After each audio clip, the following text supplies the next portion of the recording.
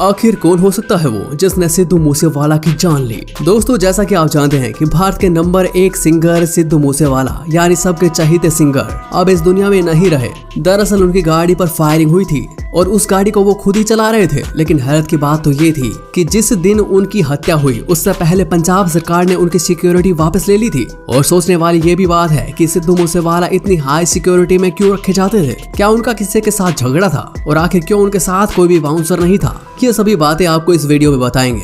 आखिर क्यों सिद्धू मूसेवाला को इतनी हाई सिक्योरिटी में रखा जाता था और उनकी पिछली लाइफ कैसे चल रही थी। तो दोस्तों, इसलिए इस वीडियो को आखिर तक जरूर देखिएगा। दोस्तों, सिद्धू मूसेवाला का जन्म 1993 में पंजाब के मूसा गांव में हुआ था और समय के चलते चलते जब वो 5वीं क्लास में पहुंचे तो उन्हें गाने का चस्का चढ़ गया और वह हमेशा गाने गाना चाहता था। और इसी वजह से उन्होंने स्कूल के एनुअल फंक्शन और बहुत से पार्टीज में भाग लिया जहां उन्होंने लोगों को अपना गाना सुनाया। लेकिन उनके माता पिता को ये चीज बिल्कुल भी अच्छी नहीं लगती थी, जिससे कि उन्होंने सिद्धू को कह दिया था कि तुम पढ़ाई पर ध्यान दो, बल्कि इन चीजों पर अपना टाइम खराब मत करो। लेकिन सिद्धू कहाँ मानने वाले थे। उन्होंने अपना काम जारी रखा और जब भी मौका मिलता था तो वो गाया करते थे और ये सब कुछ ऐसा ही चलता रहा। जिसके बाद उन्होंने 12वीं कक्षा की परीक्षा पूरी कर ली। इसलिए आगे पढ़ाई करने के लिए वो लुधियाना कॉलेज में चले गए और उन्होंने लुधियाना कॉलेज में एडमिशन ले लिया। और असली गाने का खेल वहां से शुरू हुआ जहां उनके माता पिता उन्हें इलेक्ट्रिकल इंजीनियर बनाना चाहते थे, तो वहीं वो सिंगर बनने पर पूरा जोर लगा रहे थे। इसी के बाद उन्होंने कॉलेज में गाने का कोई भी मौका नहीं छोड़ा और जहां भी मौका मिला वहां पर गाया। और वो कॉलेज में काफी लोगों से मिले जो कि उनके गाने की काफी तारीफ करते थे। लेकिन सिद्धू गाने में तो अच्छे थे, लेकिन लिखने में उनका थोड़ा हाथ तंग था,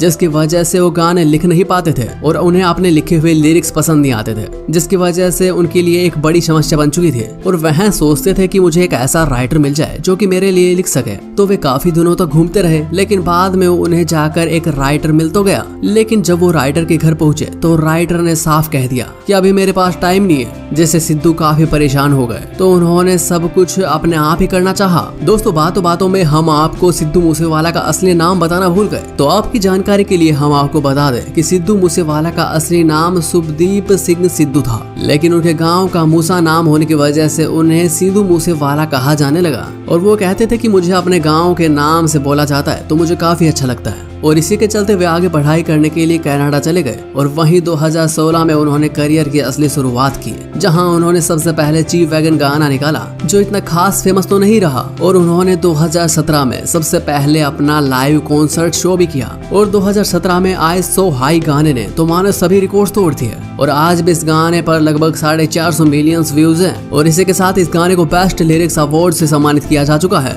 इसके साथ ही उन्होंने सफलता भरा करियर चालू रखा, जिसमें उन्होंने issa Jatt, Tochan, self made, famous, warning shot जैसे गाने गाए और उन्हें अपनी आवाज दी। इसी के साथ उन्होंने 2018 में सबसे पहले एल्बम PBX1 रिलीज किया जो कि काफी हिट था। तो वही बात करें उनके सिंगिंग गॉडफादर की, तो सिद्धू मूसेवाला चन्नी बाका को अपना गॉडफादर मानते थे, क्योंकि उन्होंने इस क्षेत्र में उनकी बहुत मदद की थी। और अपने सुपर हिट गानों और लिरिक्स की बदौलत सिद्धू मूसेवाला एक बहुत ही शानदार और आलिशान लाइफस्टाइल के मालिक बन गए थे। और वो एक गाना गाने के लिए करोड़ों रुपए फीस लेते थे। उनका कार कलेक्शन बहुत ही लग्जरी रही है। जब वह अपनी महंगी कारों में घूमते थे तो सभी लोग उनके लाइफस्टाइल से काफी इम्प्रेस होते थे। और सिद्धू मूसेवाला ने अपने दम पर ही बहुत बड़ी संपत्ति बना ली थी। महंगी गाड़ियां और घर के अलावा उनके पास भरपूर ज्वेलरी भी थी। एक रिपोर्ट्स के मुताबिक मूसेवाला के पास 5 लाख कैश और बैंक में 5 करोड़ रुपए थे और उनकी गाड़ियों की कीमत करोड़ों में है। और वहीं उनकी नेटवर्थ की बात करें तो वो 30 करोड़ रुपए है। और वहीं उनके पसंदीदा कार की बात करें तो उनके पसंदीदा कार रेंज रोवर कार थी। जैसे आपने बहुत से गानों में भी रेंज रोवर गाड़ी को देखा होगा, जिसके बेस पर हम कह सकते हैं कि वो रेंज रोवर कार के काफी शौकीन थे। और हाल ही में उन्होंने एक bullet proof range rover car भी खरीदी थी।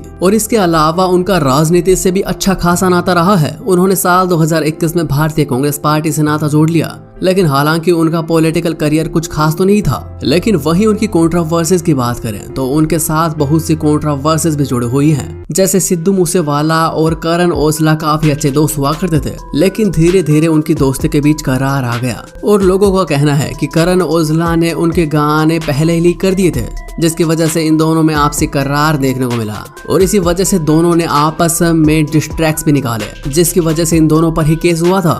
और वहीं बात करें सिद्धू मूसेवाला की हत्या के षड्यंत्र की, आखिर कैसे षड्यंत्र रचा गया, आखिर कैसे इस काम को वारदात दी गई। 29 मई 4 बजे शाम को सिद्धू मूसेवाला की मौत की खबर आई तो प्रशासन राजनीतिक पार्टियों में काफी हड़कंप समझ गया। इसी वजह से कई लोगों ने पंजाब के मुख्यमंत्री को इस्तीफा देने को कहा और उनसे सवाल पूछा गया कि उनकी सिक्योरिटी को क्यों हटाया गया। दरअसल 29 मई को शाम 4 बजे सिद्धू मूसेवाला अपने 2 दोस्तों के साथ अपने रिश्तेदार के घर जा रहे थे और वो अपनी काले रंग की थार खुद चला रहे थे और इनकी सिक्योरिटी को लेकर इन्हें 2 कमांडोज दिए गए थे जिन्हें ये अपने साथ लेकर नहीं आए और इन्हें घर छोड़ना ही ठीक समझा। जिसके बाद इनकी थार गाड़ी को 2 गाड़ियों से ब्लॉक करके इनका रास्ता रोका गया और उसी टाइम पर इन पर गोलियों की बरसात होने लगी और इन पर 30 से अधिक गोलियां दागी गई जिसकी वजह से इनकी मौके पर जान चली गई। और इसके बाद लॉरेंस बिश्नोई ग्रुप ने इस हत्या को अपने जिम्मे ले लिया जिसकी जानकारी इन्होंने सोशल मीडिया पर शेयर की और उनके फैंस का कहना है कि आज भी लीजेंड हमारे दिल में जिंदा है और उन्हें कोई नहीं मार सकता। वैसे आपके इस वीडियो के बारे में क्या राय है आप हमें कमेंट करके बता सकते हैं और ऐसे ही वीडियोस के लिए चैनल को सब्सक्राइब जरूर कर लें।